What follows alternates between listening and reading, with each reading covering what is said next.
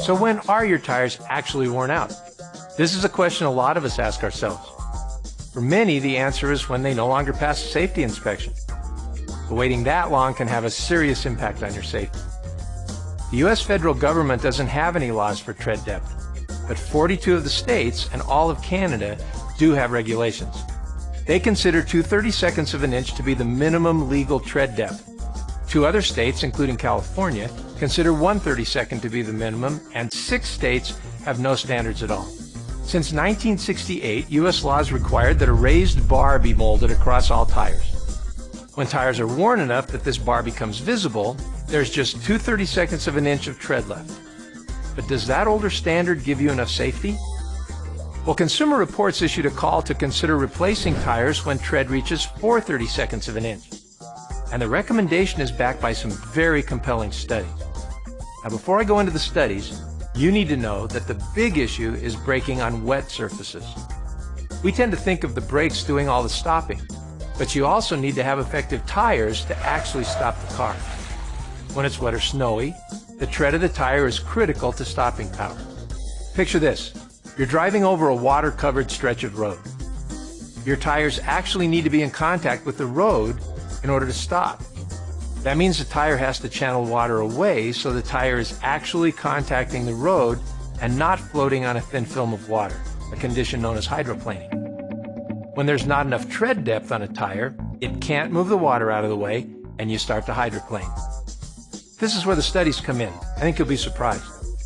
A section of a test track was flooded with a thin layer of water. If you laid a dime on the track, the water would be deep enough to surround the coin, but not enough to cover it. A car and a full-size pickup truck were brought up to 70 miles an hour and then made a hard stop in the wet test area. Stopping distance and time were measured for 3 different tire depths. First, they tested new tires, then tires worn to legal limits, and finally, tires with 4/32 were tested. This is the depth suggested by Consumer Reports.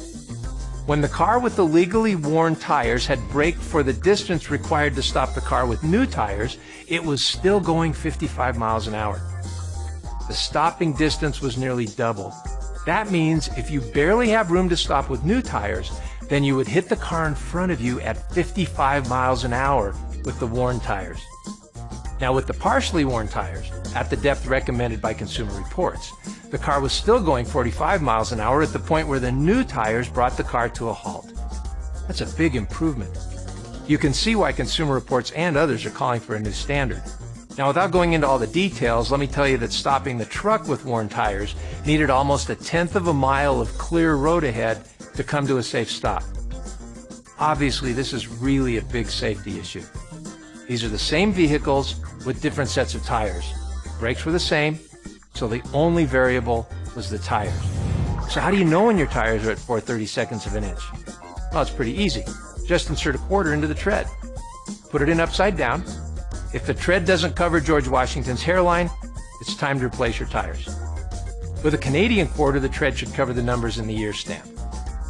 Now, you may remember doing that with pennies, but a penny gives you 2/32 of an inch to Abraham Lincoln's head. The quarter is the new standard, 4/32. Tires are a big ticket item, and most people want to get the most wear out of them they can. But do you want that much more risk just to run your tires until they're legally worn out?